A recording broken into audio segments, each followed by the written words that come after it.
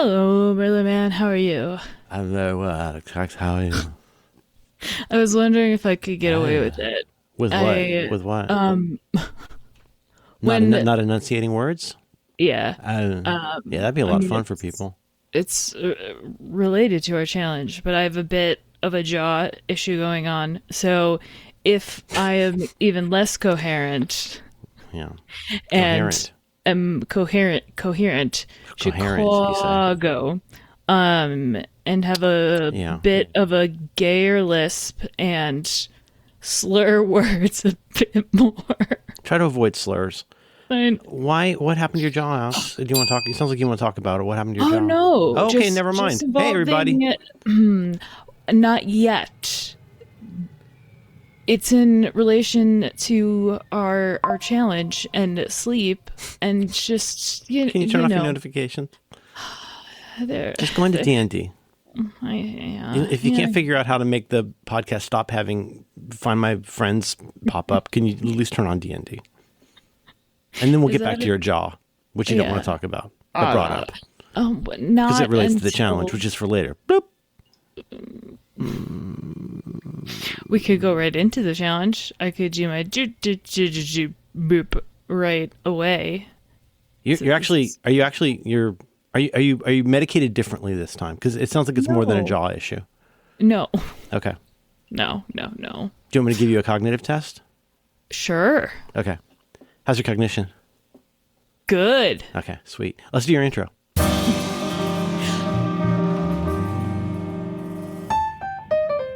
This is Due by Friday, a weekly challenge podcast with Alex Cox and Merlin Mann. This week's challenge: revisit sleep. It sounds a little bit like you're. Do, do, do. Is Sorry. that how? No, it's dish. Dish. Now I know. No, that's good. That's a mnemonic. I can remember it now. Yeah, Dish. I'm sorry about your jaw. That's no fun. Oh, are you a clencher, a mouth clencher, Sure. or in general Sure. when you sleep? Like, I mean, okay. So what are we doing? Are we talking about what? Yes. Okay. So you were going to talk about. Oh, okay. Hey, everybody. I do I- have a bit of follow up though. You brought up Oh my God. Truth Social yesterday, not yesterday, Wednesday. You sound completely fucking drunk right now. Oh God, I know. It sounds like you've been drunk for a while, and maybe it's starting to wear off, but you're definitely still drunk. No, I took Midol, which Mm-hmm. apparently isn't just for periods. It's for any sort also of be a muscle snack. aches. Mm-hmm. I Eat it mean, with if chopsticks. notes. The Tylenol episode of This American Life that still frightens More me like a your little doll. bit. The And I know Midol from so TV commercials in the 70s and 80s where it was obviously about menses because they wouldn't tell you what it's for. And does it help? What's it on label for? Is it for bloating, pain? What is Midol for on label? for any sort of muscle pain and cramps, as well as inflammation. So that can mean And like that's at the time before Advil.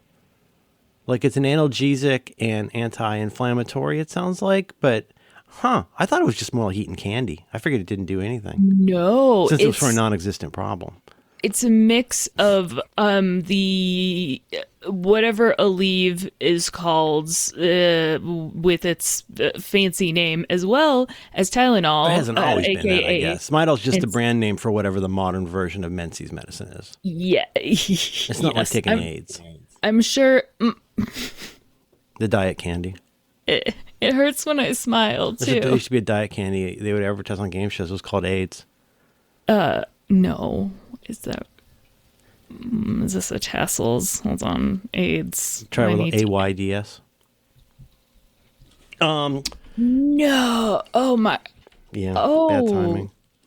It was like little bits of fake chocolate. They'd advertise it at the end of promotional consideration provided by Botany 500 men's suits and Samsonite luggage and AIDS appetite suppressant candy. Well, both suppress appetite, but for You this is suppress amazing. appetite.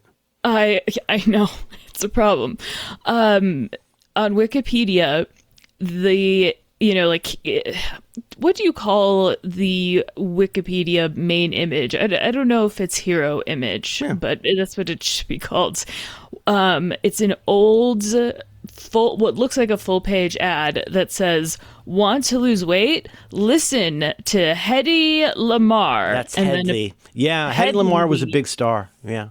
Oh, and she looks, I mean, she's reading, No, she's you know she's she's giving resting. she's giving Be Kind Rewind.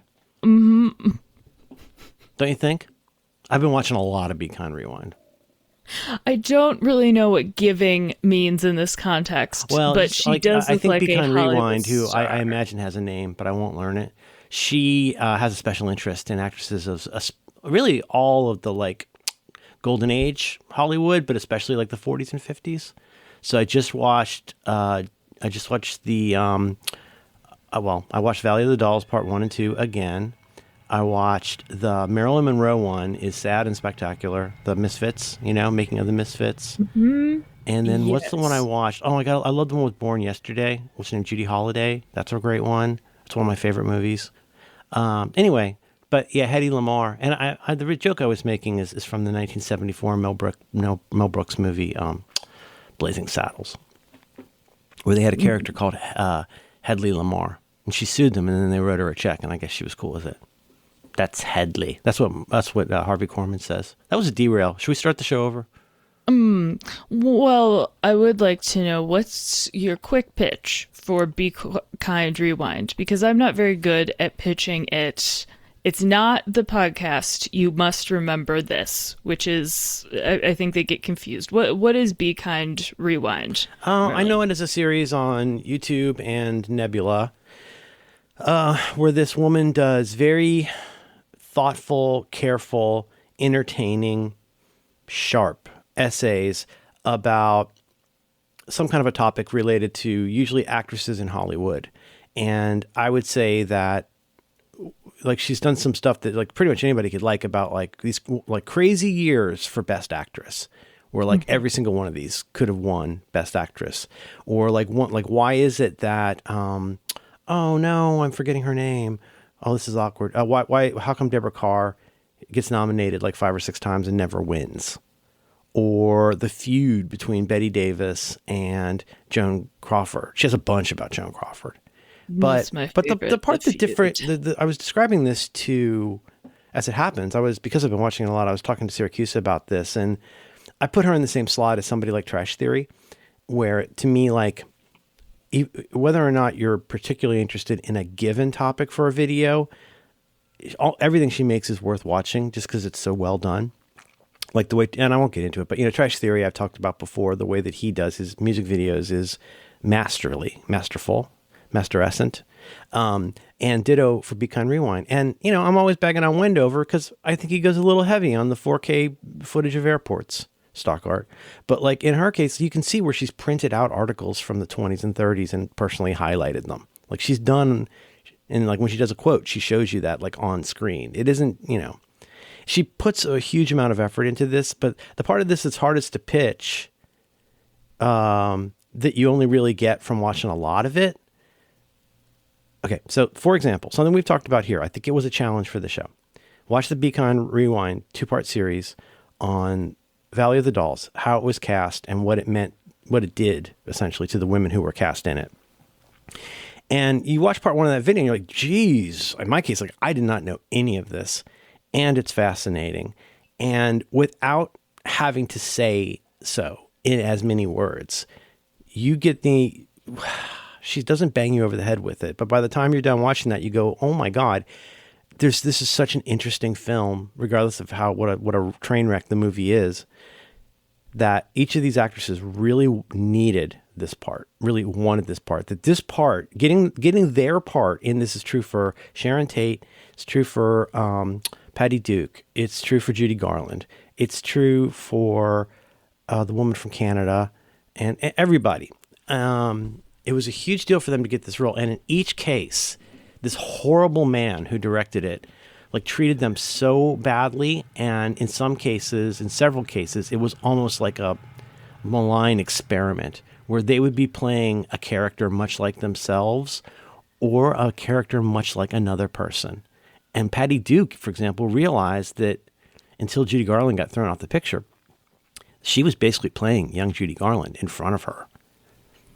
Mm-hmm. And the part that's difficult to pitch somebody on is the subtlety, where she does all of the driving necessary to lead you to a pretty clear conclusion without banging you on the head. And so there's a thread that runs through a lot of her stuff, sometimes overtly, but almost always very just with facts, with just recitation of facts, which is like, this is an industry that has been very, very tough on a lot of people. And some of the people that it's been toughest on are the women that we consider our most beautiful and talented actresses. The way these actresses got treated in the studio era is shocking. And that's why I think in particular and I don't know, that may or may not be a topic that interests people. What I'm telling you is that I was a little interested in that topic before I found this channel. But now that I found and love this channel, I'm very interested in it, and I'm learning a lot. And I think that's as much as we could ask from anything educational we receive as an adult. There's a thing I didn't know about. It's more important than interesting than I thought, and it has an impact on the way I think about other things now too.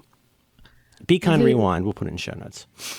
The subtlety you mention, I think, can be appreciated even more immediately if you do have an interest in this topic, filmmaking, and like post golden age of Hollywood. Because if you watch a lot of other either video essays or documentaries about just those eras of filmmaking, and especially those actresses, they get really weird really fast, and it's on the nose, and usually dehumanizing. Lots of it made at a different time, right? But she doesn't sugarcoat things, and does not also, doesn't downplay the sort of victimization that definitely happened in certain. But it was the cost of doing business. It was table stakes. If you didn't want to have to deal with what happens to women in that industry, you're in the wrong industry. That's kind of the take, don't you think? In some ways, like if you like Judy Garland is.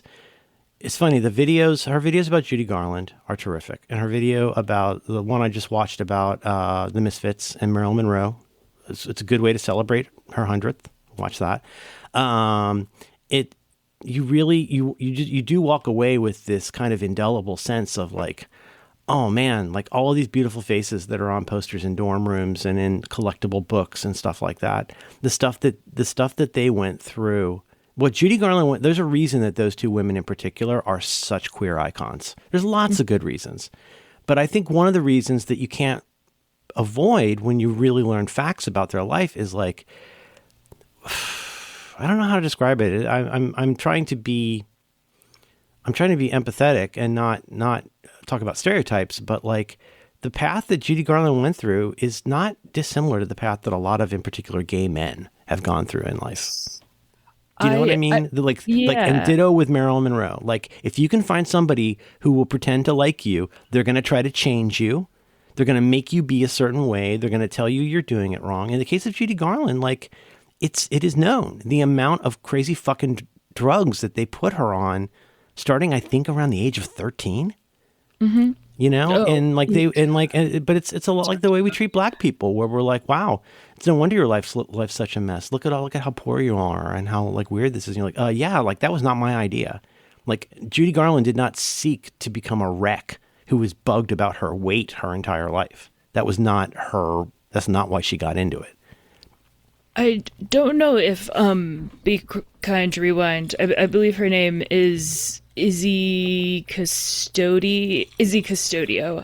If she would consider herself a documentarian or a video essayist or historian or whatever, but my favorite, let's say nonfiction creators or writers can take something weird that happened and not be weird about it in just a clear-headed way of laying out the context without just the sort of backhanded, like, well, it's not that they were asking for it, but they were a little bit. Or, and this honestly the Well, same way that's how that you're talking some about, like the way documentaries talk about women, like cults. the way those Like, women are portrayed, right? Historically, it always has been, and this comes up over and over again. She was hard to work with, like she was difficult. She was greedy. I had never known about what happened with Ingrid Bergman in 1950 because I think of Ingrid Bergman as being in Casablanca and being that wonderful actress, her mother, Isabella Rossellini's mother. And boy, she really does look like Isabella Rossellini at some points. But like she'd done some blah, blah, long story short, blah, blah. I think it was 1950. This was the movie Stromboli, I think it was called. And she was like away from her kids for a while. And she basically got canceled. Like she couldn't get work because people in Congress were on the floor of Congress talking about what a bad person Ingrid Bergman is. She couldn't get work for a while. And like when you learn that and you're like, okay, well, and the running joke in our house is always Katherine Heigl. I heard she's hard to work with, right? And then Madeline goes, I've told you this story. The reason it's a meta joke now is I totally get what she says, which is that's what they always say about women who ask for anything. And that's especially what they say about women who had to go to Harvey's room. Mm-hmm. Like there's so many actors from the 90s that we just don't hear from anymore. And you're always like, hey, whatever happened to, I don't know, just off the dome, like Deborah Winger or Annabelle Sciorra, or like there's all these actresses that we loved in all of these things in the 80s and 90s, and they were just gone. Is it because they had their last fuckable day? Dingus, find last fuckable day video.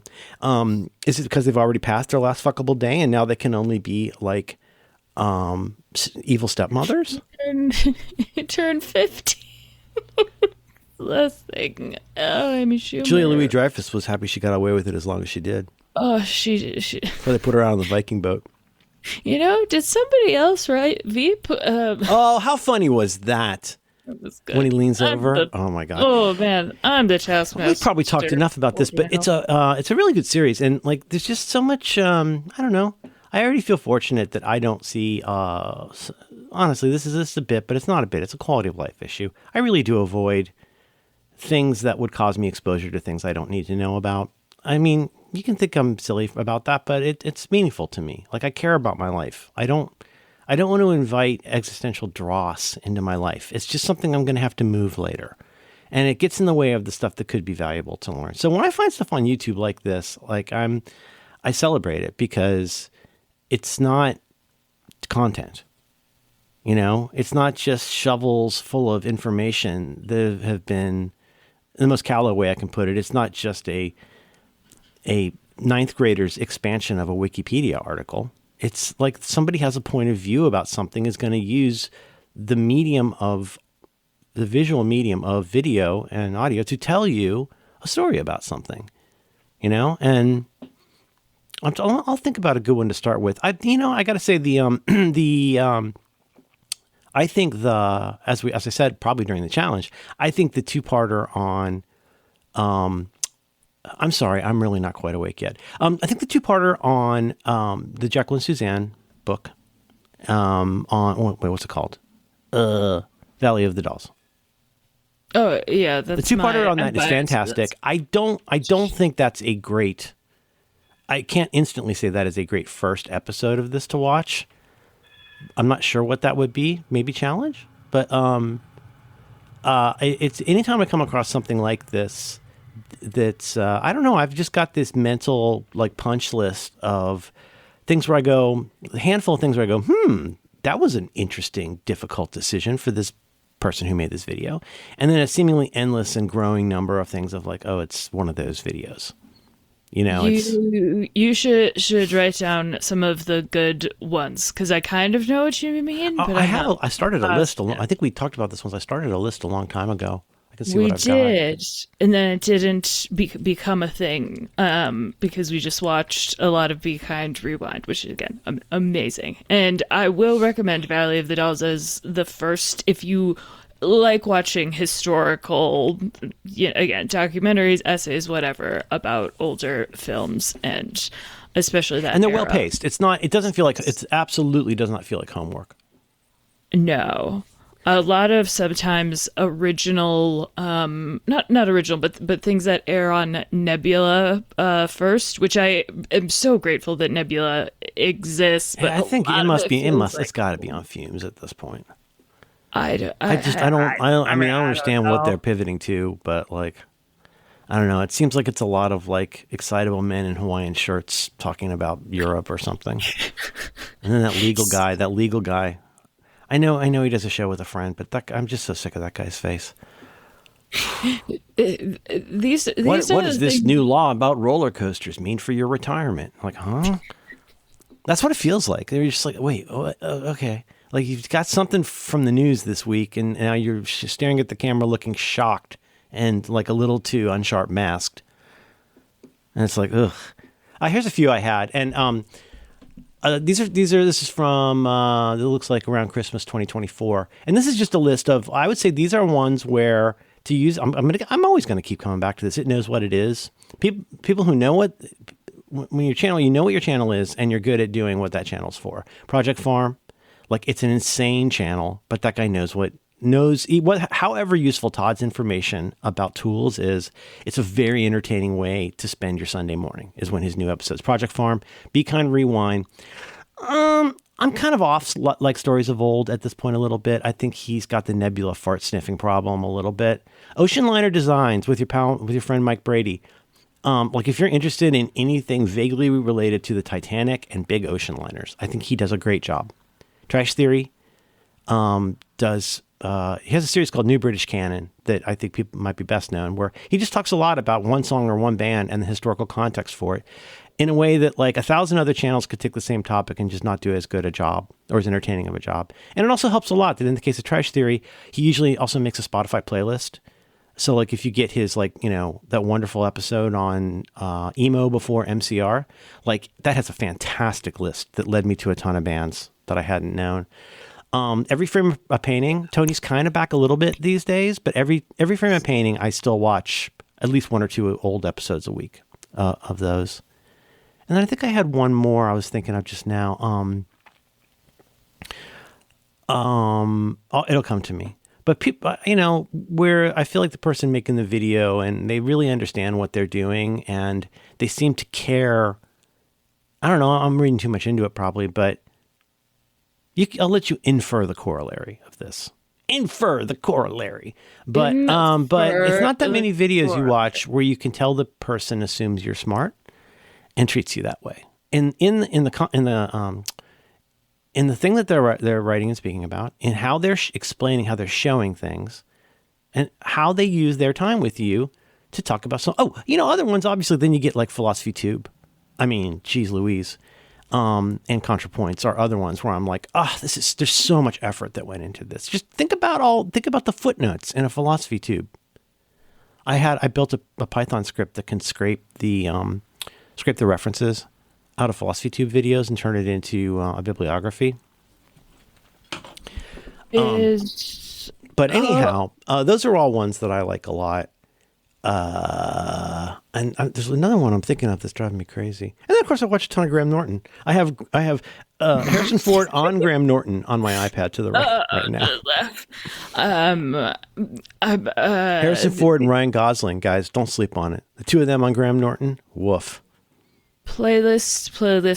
Decorous YouTube. I've started saying playlist. I think we're going to keep this one very short, Alex. You sound like you're not well.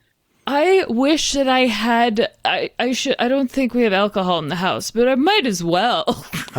See. It sounded like we were about to go into what I've heard Lin-Manuel Miranda refer to as the "I Wish" song. It sounds like we were about to get your song when you said "I wish." I wish. Well, if it's like an old timey one, it would start with one of those Cole Porter style, like introductions, like. I've been popping my doll all the night, and now I feel with all my might that I am bloated, sad, and sick, and needing something to do the trick. I wish that we had alcohol in our house. See this? I think that just so the horizon behind me. No, that's the Moana song. That's the Moana's "I Wish" song. Do you know about the "I Wish" song or the "I Want" song? I do. Isn't that a neat idea? I'd never heard that until and I guess it's an old idea, but like 11 o'clock number. There's all these things I never knew what they meant until I became a gay Broadway person. But The Sondheim Pild, you would say? Sondheim has Sondheim okay. So what are some good?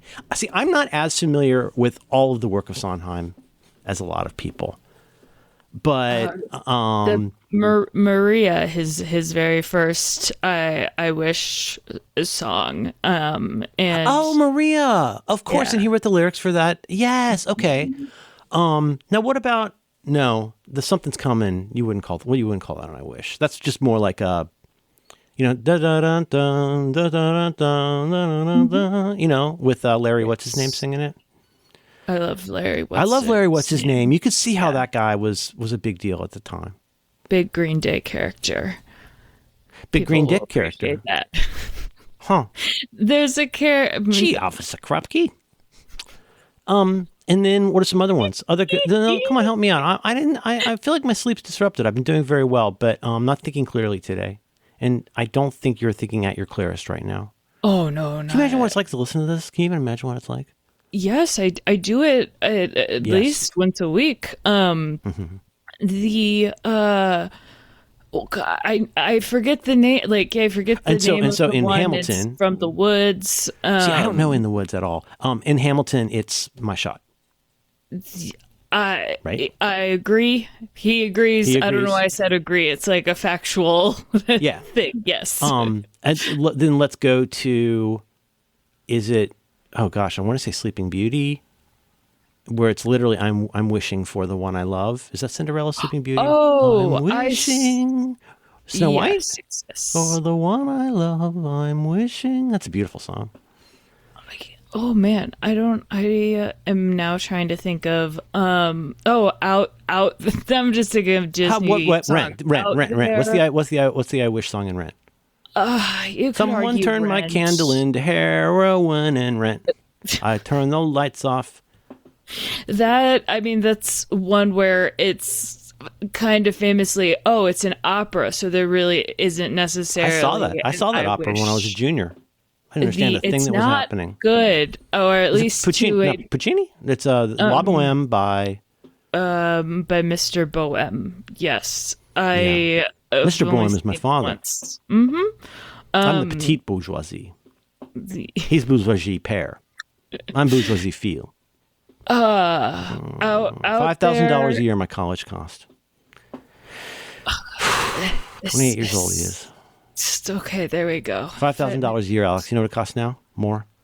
What are some more I Wish songs? I keep saying under a Disney film, Hunchback of Notre Dame. How about Beauty and the Beast? That wonderful song. A fucking wonderful where she's running around town song. Not Beauty and the Beast. Sorry. Wait. Yeah. No. What's the one where she's like My Provincial Town? You know that song? Yes. Bonjour. The theaters and good night. I love. Okay. Well, I'm gonna write all these down. This is the show. This is the show. Just around the river bend is, I think, Pocahontas's. I actually don't know what the okay. I don't know that one. Oh, Just Around the River Bend. What a perfect name for an I Wish song. Bell. You know, the whole thing with Pocahontas didn't actually go that great in real life. Are you aware of that? There's probably some YouTube videos about that. There's probably some really on the nose of men holding up a mic that you don't need to hold. Yeah. There's a little that there. The beauty part is there's so many stories like this that involve. There's a very funny bit about this in Widow's Bay as well, which is a very good show. But this is a very funny thing that comes up more than once in history and in fiction, which is like, well, that's a really interesting creation myth, or if you like, origin story for your culture. Like a big, strong man came in here on a boat and saved everybody. And you're like, okay, but here's the problem. There's something that proves that this is either a complete lie or horrible. So like if we really understand how old Pocahontas was, and we have those dates right, that guy was not that cool. Because Pocahontas was pretty young. Yes, why are we joking? I brought this upon myself. No, you didn't. Hang on. I brought it. I'm I'm here too. Takes two to Sound of Music. Let's see. What's another? Do we have another Sondheim? Oh, we got all those Disney songs. So yeah. So what's the My Provincial Town song? What's that called? How's that go? It is called indeed just Belle. Okay. That's a And very clever song. And I also like when the guy says he uses antlers in all of his decorating. I always thought that was a funny line. I like when the sheep eats. He's Gaston. That's his name, right? Yes, No one does a yes. very long, self-aggrandizing song like Gaston. And did you see? Oh my fucking god, Alex! Did you watch the Tonys? The Tonys were so good. Really? No. Oh my god! Like a tip to tail, the entire show was wonderful, and it included what's that fellow's name? My kid likes Andrew Rannells, him and Josh Gad in doing a song from Book of Mormon. Oh my which goodness! I've never seen. Is that his name? Andrew Rannells. He's charming. He's that guy that looks like the kid from Righteous Gemstones, but isn't.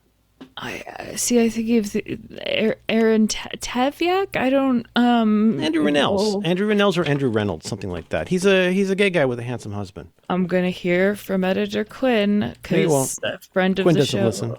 No, I know, but I get notes when I get Andrew something wrong. Rannells. It's Andrew. Oh, come Reynolds. on! Are you're okay? No. It's okay. Just look at you. So you don't know who you see this guy's face and you don't recognize this guy even just from TV shows. Oh, I've notifications off. I don't. I don't understand have what that means, messages. Alex. I don't have notifications on, so I'm not seeing anything. I'm not sending you anything, Alex. I'm asking you to use your ability to type to search for something that sounds like Andrew Rannells, so then you won't have to wonder what this man's face looks like. See us, Australian football player, Andrew. We're never going to get to who he's Rannells. married to at this rate. Okay, there. Yes, You know he's married to, Alex. OG, Alex, Book you of know he's married Mormon. to. I do not. Things aren't know. going so great with Tony. He's married to Tuck Watkins. No way. Tuck Watkins. Who you also know from lots of things, including Bob's Burgers. Andrew Rannells also did a number of voices in the American dub of Pokemon. Thank you for your service, Mr. Mormon. Oh, that's awesome. Yes. Is it? That must be like when people in their 80s found out Alec Guinness was in Star Wars. And they're like, Sir Alec Guinness was in what? Oh, he plays a wizard. He plays a demented wizard who doesn't remember that he owns a robot. Yeah, He's been holding a sword for a boy. What? And his father, who's who's more machine than man, he fought with him in the Clone Wars. You're talking about the guy. Wait, hang on. You're talking about that guy from all those good movies in the '60s, right? I was like, oh, yeah, also Peter Cushing. You know that guy from all the Hammer films? Yeah. But Peter Cushing. You mean the guy who played like Sherlock Holmes? Yeah. Yeah, he plays a guy in this who blows up a planet. He blows up a planet. Yeah, it was the first test of a prototypical weapon. But Christopher Lee, who was in a lot of those Hammer films, he'll later play one of those dark wizards too, and then he plays an actual dark wizard in a different movie. Did you follow all of that? Because Christopher Lee is one of the two in the Sith in an episode, but the good one, episode three. I think that's the one. Are we talking about Ryan Johnson's? No. Christopher Lee, he's the one who gets beheaded. Remember, with the two lightsabers, he gets his head cut off, and the Emperor goes, good. That scene, that's Christopher Lee. But Christopher Lee is also, I think Christopher Lee is also the magic user who puts Serene in a tower. And like Patrick Swayze said, nobody puts Serene in a corner. Did you follow all that? Reverse Bell. Reverse Bell. That's the I Don't Want song. Okay, and then what's the other one? I had how about this? Okay. I will admit to loving this movie because my kid, I think, you can't say we both liked it. Maybe we liked it in different ways. But when it came out, my kid and I saw Tangled in the cinema and then watched it at home. And I think that first song from that is tremendous. And it just gets in my head sometimes, like a good Disney song. The one about about, then it's like 7:15, and so I read a book and maybe 2 or 3 and do the pulses fathers in my, that song. Yes. When will My life begin? And then she looks out, yes, and then talk about it. She looks out the window where she'll eventually see those lanterns. And she also has a really sweet lizard called Pascal. Inspired, both Pascal and Rapunzel. Those are operating systems or programming languages. This is my father, Fortran. Wow. Actually, Mr. Fortran's my father. Lady COBOL. Wow. Ariel and Flounder of the Flounder. Ariel and Flounder of maybe you're familiar with the Little Mermaid series. Yeah. They're inspired by what's inspired by what, Alex? I think what you're trying to say is that they realized that based on the success of oh dear, sorry, go ahead. I'm sorry, don't let me stop. You keep going. And just to be clear, everything you've said so far is exactly backwards of what you mean to say. No. Rapunzel and Pascal were inspired by the relationship and depiction of Ariel and Flounder. Okay, because for the longest time, Disney did you have your emotion chip switched? Have you changed anything in your alex.md file today? Not that I'm aware of, but how would I know if I changed it in a way mechanical that hooks? You got to fire your bash outside that shell. You got to surface that to see where it lands. Been doing more and more with co-work.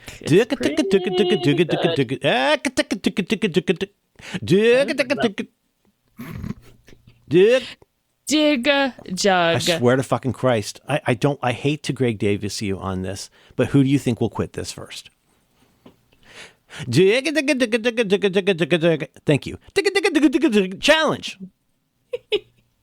Honor my horizontal rules, or there will be consequences. Oh, and sessions. What? This week's challenge, Alex, are you being silly, or are you really this goofy? You're not feeling too great. You're not feeling too sharp right now, huh? I'm sleepy. I'm not sharp. Mostly because I'm doll. Sleepy. Wasn't funny that time either. That got me that time. Maybe see, repetition's funny. Combs his hair with a spoon. He's the sweetest person I've ever met. He should get his own Channel 4 comedy drama show. There's a show called Animal Safari Park. Right? He's got no veterinary training. Spits the Gaviscon into the rhino's face and goes, ah!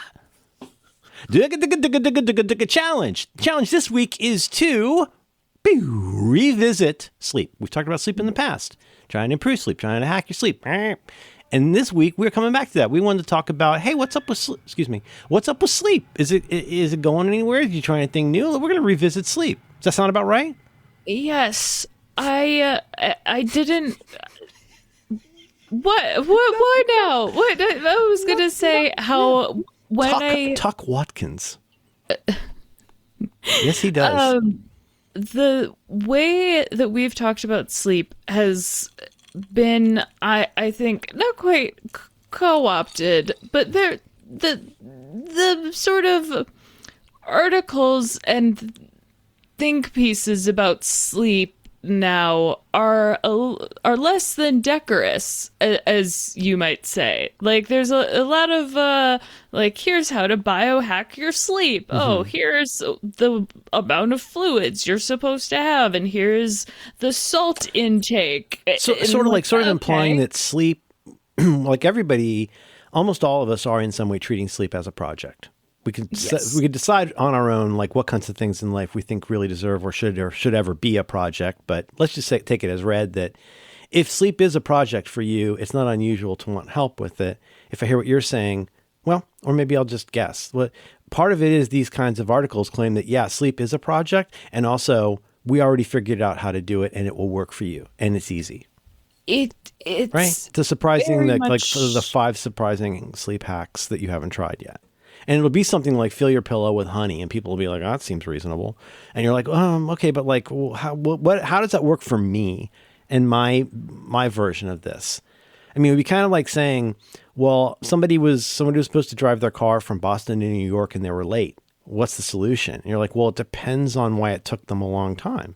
Was it because was it because Yeah. their car was stolen? Was it because they ran out of gas? Was it because they died in an accident? Like, I defy you to find one way. I'm saying spend more money on highways might not have changed anything about that because you don't know what the problem was. There's not a solution for sleep. There's not too many. I have found there aren't a lot of non-obvious solutions for sleep that will have the same effect at the same depth for everybody. Like, yeah, having your room be dark, that's probably better. But again, it's like the 10,000 hours rule, where like, and I don't know, I'm a dick about this, but like my thing I always say with the 10,000 hours is what if you play for 10,000 hours and you still suck? Like, there's got to be more to it than most people aren't great at something until they've done it. Like, okay, great. Super helpful. Well, make your room dark. Okay, well, make your room dark. Which kind of tip is that? Is that the kind where it's like you won't be able to sleep if you don't do this? Or is it at the other end of the spectrum? No matter how you are, you will be able to sleep if you do this? And then how do we account for the people who fall asleep everywhere? Like when they mean to, right? Not that they have some somnambulance problem or narcolepsy, or your president, but like you actually say, okay, 10:25, time to go to bed, bonk, and you go to bed and you wake up and it's 6 a.m. and you're fine, right? Is that because the room was dark? Maybe not. Isn't that what you're saying though? Kind of is, at least that's what I'm saying, is a lot of these articles address this as being the same kind of problem for the same kind of person. And if there is that kind of arrogance in how that is applied, it oughtn't surprise us that we have varying results since we're very different people with very different problems. You put it, I think, pretty. Well, you earlier were talking about how there's just certain internet things in your life you don't want to know about, or you don't want to, get on that side of the Even beyond internet. things, And there's certain. Just well, and I'm not trying to be cute, but it's not even that I don't like when it gets to the point where you're trying to tell me about something, and I'm aware of what kind of thing you're about to tell me about. Yes, that is a particular thing that I don't want to know. The more important issue is there are classes of things I don't want to know about, including I don't want to know that they exist, let alone how they exist, right? So honestly, if it's something that involves the Kardashians, I don't feel any ill will about the Kardashians or the people who pay attention to them, but like it's just vital that you not put that anywhere near me because it's not part of my diet. Just assume that I'm like, oh my God, I just learned poor Jason Mantzoukas is allergic to eggs. Can you imagine and like all y'all just don't be a dumb person. Oh. Don't be a dumb guy. Think for a minute. Because I'll tell you what, there's all kinds of things you just can't eat now. And a lot of things you can't get even near eating. And then, and of course in his Jason Mantzoukas way says, and then the waiter goes, oh, I think you'll be good. It's like, that's a good sign to bounce. Because he has to keep an EpiPen with him. In one of the challenges for his season that involved an egg, because there's always eggs, he told them, they knew that he couldn't eat eggs and etc. It's bad. It's like my friend John Gruber's son had this kind of allergy with dairy. We talked about a lot. Where, like when John's kid got the test for dairy allergy, they had to take him to the emergency room. Yeah. And in this case, Jason, something involving an egg broke. I don't remember the challenge, but he was actually wearing a suit or something, but a little bit of egg splashed on his arm and it immediately turned red and started swelling and he had to be treated. They had to stop filming. He had to be treated because a little bit of egg splashed on his arm. That's how allergic he is to that. Oh gosh. So, okay, well now that I pivoted us to that for no particular reason. No, okay, so like how do you give cooking tips? Go ahead. Yeah, no, that's like a good example of such a specific problem. And if you just want to find, I mean, I don't think Jason Mantzoukas is the kind of guy who'd go on the internet to find out more about he's very cool when but when he's slightly out of character. He will say things like, "No, I'm not much of a foodie," because when I go someplace, I keep. I'm going to paraphrase it. I can't be funnier than Jason Mantzoukas, whose contact is in my list for some reason. I did figure it out eventually why he's in my list. I forgot I met him at a meeting. Yeah, but we talked about Stanley Kubrick. I forgot about that too. But what I do know is wait, what do I know? Jason Mantzoukas. it's not that he's incurious about food. It's that when he goes to a city, he goes to the same 2 or 3 places because they haven't killed him yet. Isn't that a different way to look at, say, Michelin star ratings or what have you? If you look at the different, if you add, a y-axis or a z-axis to this suddenly gets a lot more interesting, And then on top of it, you got to deal with the whole thing. This is in the wisdom document about the whole, like, people say they're allergic to things because they don't like mustard. And it's like, I think kitchens know that and aren't probably quite as great about that as they used to be. Oh, But no, anyway, we're all different, Alex. And some people sleep better or worse at different times for different reasons. And the ways to address it tend to not be a single thing. Almost everything has, you take a sleeping pill and maybe the next day you feel like crap, right? Or like you're so tired the next day that you drink a lot of coffee. And in my case, as a nerd I am towards so many substances, oddly enough, caffeine sticks with me more and longer than most people I know. Like I can pretty much count on 12 hours of not being, jazzed up, but like definitely jaw clenching and not relaxed. 12 hours after I have a coffee. Oh, man. Which is just something to be aware of. But okay, Yeah. But if you didn't know that about me, if not you, but right, if somebody out there didn't know that about me, I can immediately think of at least 2 kinds of advice from me that might change in relationship to how you give that advice to other people. One of them involves sleep and one of them involves caffeine consumption. Like if you knew that I had trouble sleeping, wouldn't that change the way you think about what drinks I should drink and when? Right? And if you knew that drinks or caffeine or some stimulants affected me longer than other people, wouldn't that change the kind of advice you give me about bed?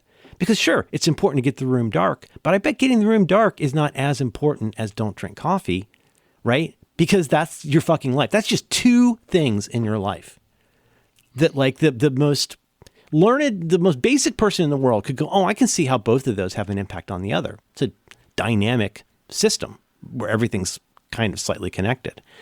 So like, there are things that I have difficulty explaining to other people in a way that either of us find satisfying. Those include, to some extent, ADHD, probably, but definitely procrastination is one, and hoarding is another, and they're very related. They're very difficult. Procrastination and hoarding are both things that I have found that are difficult to explain to someone who don't have them. They can be sympathetic, and they can be nice, and they can be kind, and they can listen, but if you don't have procrastination, there's always going to be a part of your brain that says, why don't you just go do it? And it's like, well, I understand that. On the other side of that, I understand why you would say that, because it is crazy. And how bad I feel about my procrastination makes it worse. And that's just how it works. But also hoarding. Like, why don't you just go throw your trash away? And you're like, that's a really good question. Why don't I? I mean, I have reasons I could guess why. But you know what I'm saying? Like, God, we're all so different and so complicated. And we all look down our nose at people who don't have the same problems as us. And if they do have the same problems as us, then we become part of the, what did we call it? The the suffering Olympics or something like that. What did we call it? We had a good name for it. Where you try to like outdo other people with Olympics is what was it? The oppression. Oh, that's good. That's pretty good. Yeah, I don't think I was the first person. But think about like a generation arguing about who had a harder time. Yeah. Like it seems like every time around this time of year or September, whatever, you'll hear like, this is the worst job economy that's been faced by new graduates in X years. And you're always like, okay, I don't know. How did you come up with that? But like, how is it that keeps happening? But now imagine people of say 15 to 40 to 60 years apart get into a debate about whether and how it was worse when they graduated. Right? And you're like, oh, that is so insane. That's like arguing about how the weather is changed by a chess game that got played 60 years ago. You're like, I don't really, what? How could you even compare those things alongside each other? So many things have changed since then.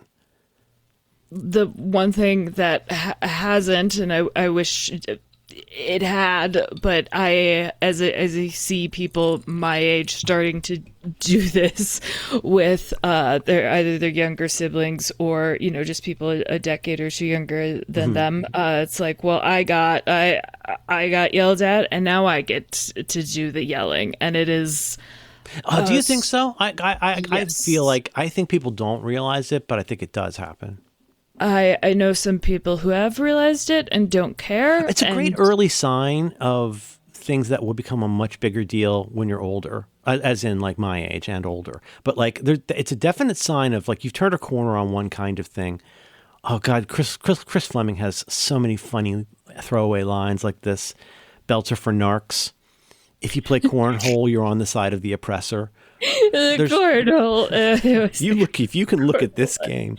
But like you do turn a corner where like, like to use Max's Murakami analogy, where suddenly are you rooting more for the egg or the wall? Like without ever realizing it, you started rooting for the wall. And that's where now you're like, ugh, it's not even just that I see these annoying people who are just slightly younger than me, but how could they hurt my lived experience by having the temerity to think they have problems.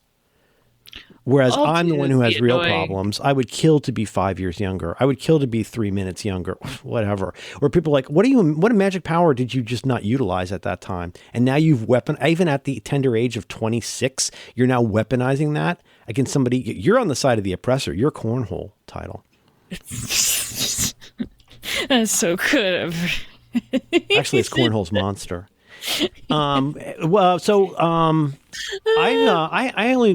I did this. Did you want to talk about your sleep? Because I can tell you mine. Why don't we head out soon, kid? What do you think? Yes, okay. I started thinking about this because I was going back and looking at old things that I had highlighted in Instapaper and Reader that genuinely were helpful tips specifically about how things different that help our you sleep. with your sleep. Well, but mostly the just everything we've talked about of, hey, these are what we know, like turning off all the lights and well, one thing that Avoiding I didn't know screen a time. decade ago was just a cold room, which seems obvious to most people now, but I didn't when I know first about heard that that, I thought it was at all. counterintuitive because I feel like, being cozy in bed. What I didn't know is that at least in the junk science of today, the thing I heard was that your body, your brain, your systems get the signal that it's time to sleep when it's cooler. It's not a thing about your comfort. It's a thing about your brain realizing it's the same as turning off the lights. You're forcing it into a different kind of mode than your logical, I should sit up and worry about Donald Trump feelings. Right. And I think I latched on to that maybe a bit too much, but it did really help me and has helped me for again like a decade. Which one? The darkness even one? Sleeping in a cold room. Oh, cold. Sorry. Yes, totally agree. What was totally agree. even more impactful was just how just knowing that, okay, even like sleep scientists and people who've gone through who have done sleep studies, like, hey, we still don't know very much about this, and trial and error for individuals, that is kind of the best you can do. And absolutely, because if it's one thing to conduct an experiment that broadly tries to prove one thing, and it's another thing to say I gotta look up this quote someday from the movie Red Dawn. I'd piss on a spark plug if I thought it would do any good trying to start an engine, and right, and it's that thing. It's that thing where you're like, well, what is the harm in trying a bunch of things? Like, I'm not a scientist, I'm a sufferer. Like, just like if you had stage 3 or 4 cancer, you'd be like, hey, it's fine for you to have these studies, but I cannot, my mom can't afford to be your control group right now. So throw all of the solutions at it. that you can. You know what I mean? And then like with sleep, and I'm not saying to be silly about it, but like if there's no harm in trying to have a regular, just easy stuff. Have fewer of the caffeinated or stimulating things. Go easy on the screen time. Maybe have some, again, I know it's not science, but again, some less blue and warmer lighting. Yeah, it does make me feel, more chill. Turn off the blue of screens. I mean, there's 90 of these that we could do. Keep the room dark. Keep it cool. Try to minimize noise. I do think all of these, though, it's not that they're just none of those are that harmful to try, right? It isn't like saying try this drug and then a lot of this drug and then a little of that drug and just see if you go to sleep, because pretty soon you're Jimi Hendrix. Right. But the one thing that I think has changed is that a lot of that is now taken as gospel, or like you said, a solved problem for the color of light thing was practically like ape law for 10 years. And then people were like, no, that's not. I mean, maybe if that makes you feel better, use it. But no, the science that you think is there is not there for that. Yeah. And I find it helpful for my screen to go all black simply because it's a little it's an easy reminder. But isn't it kind of like watching hardcore porn in black and white? Sorry. Like you still, no, just in the sense that you'd say like, well, I don't like to have too much pornography before bed. So I watch hardcore porn, but I watch it in monochrome, in black and white. Because isn't it what's on your screen more than the color of it that's keeping you stimulated? Yes. Well, okay. So this is it's different because a lot of folks I know, and me very briefly, would change everything to black and white, but my phone just in sleep mode changes. No, I'm sorry. I was making a joke about when I said black and white. I'm sorry, I've confused you. I was trying to make a dumb analogy about it's the hardcore. It's not whether it's in color or black and white. It's the fact that it's porn on your screen. The analogy I was struggling to make was, no matter what color you make your phone, are you choosing things to look at that will be benefit? Are they helping you go to sleep, or are they not helping you go to sleep? Because they're almost definitely not helping you go to sleep. Right. But otherwise, you wouldn't be looking at your phone. You'd be going to sleep. That's the trick. Well, if you're looking at your phone, you're not asleep. So something that I discovered last.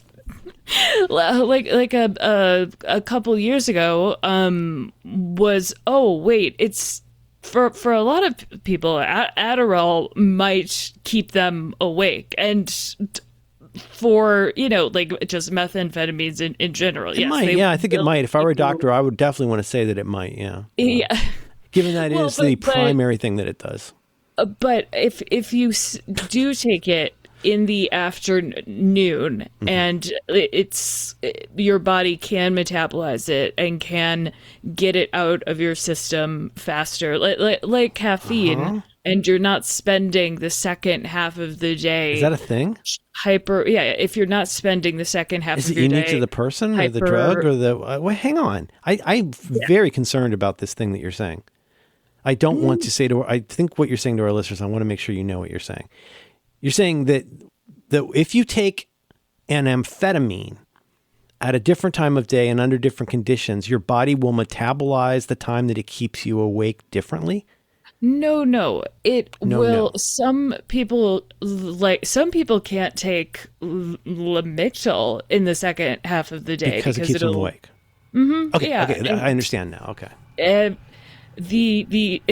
actually, in fact, some people cannot take Midol too late before. I cannot take Midol too late before bed because it has caffeine as well as. I think it also might have side effects that continue into the podcast recording, or as you say, the record of the pod. But there are like with the blue light thing. I had made the assumption that being on my phone would keep me awake, but it is very much like the porn thing. If I am on my phone playing Are you sure you know what you're saying? Okay. So scrolling. Okay. Let's not go too much. Let's not go too much longer. But I just want to make sure that you're satisfied with what you're saying, and I also, just for my own dark personal reasons, I also want to make sure that you aren't unintentionally advising somebody to do something that's a little counterintuitive. No, because you sound fucking wasted while you're giving that advice, and I think that's a red flag. I think it is counterintuitive, maybe to fall asleep to a television show for most, maybe not most people, but like a lot of people, because that light is glaring in your eyes. Oh, that's bad. But people have fallen asleep to televisions for years. Yeah, and but if you have tinnitus, it really helps. Yeah. If right now, love listening to Hugh Laurie read Agatha Christie as I fall asleep now. Okay, wonderful. So wait, what are you doing with your sleep? I'm no, with my sleep, I'm just I got into a rut of like what used to be helpful, listening to white noise.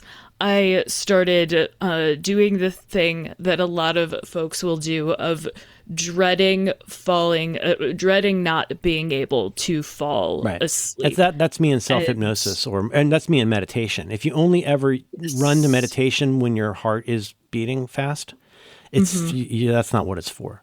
It's not a beta blocker. It's a way of looking at your mind. Right. Read the label. I think Merlin. Just I like when you say it. How does Maria Bamford say my name? Merlin. And just the past couple of weeks of similar to meditation, knowing, okay, I probably won't get great sleep tonight, but they're thinking about it isn't going to make it I know. Which talk about the most, that's counterintuitive thing, zero. Like it's how can I not be mad at myself that I can't sleep? The only way I'm the only person who can enforce this unnecessary emotion on myself, and so I need to do that. It's the funniest thing in the world that I do that. At 5 a.m. I finally fell asleep because I was like, I am not going to be my best tomorrow with Due by Friday. My jaw is fucking killing me, but it won't hurt sleeping for a few hours and fucking doing my best. And I don't know, breaking out of those patterns. It is hard to be what did you say about being self-aware? We both said smart things, I think, about being self-aware. Like, it is, it's hard to be aware of when you're not being self-aware. Even because if you were good at being self-aware, you wouldn't need to be self-aware. Yeah. So I've been, if you lived here, you'd already be home. Yeah. Why don't you just throw away the Why don't you just move? Covered newspaper? Why don't you just wait for Robert Moses to destroy your neighborhood? See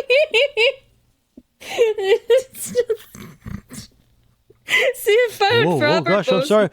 I'm sorry. I dared to call your home a ghetto. Ooh. That's what West Side Story is about. West Side Story is about the changes of Robert Moses. Mm-hmm. Yeah, and Shakespeare. And age-appropriate romance. It's related to a play by Shakespeare. It is like La Boheme. They're not going to pay rent, even though they were told. They were so clear. Landlord. They were so clear about that they weren't going to pay rent. Remember they had a whole song about it. Yes, and they also had a song with their landlord about how they did not have to pay rent. But that was taken. That was cut from the movie, so really? It made no sense. Yes. And there was another song that was cut, which was the landlord's response song. Technically, it was the landlord's "I Want" song, and I think it goes a little something like this: "I want you to pay your rent. I make money on this house when you pay your rent. You've been clear that you're not paying rent. Every bill a collector I have sent comes back with a candle." And I got nothing. It was almost good. It was almost You're very, almost good. very good.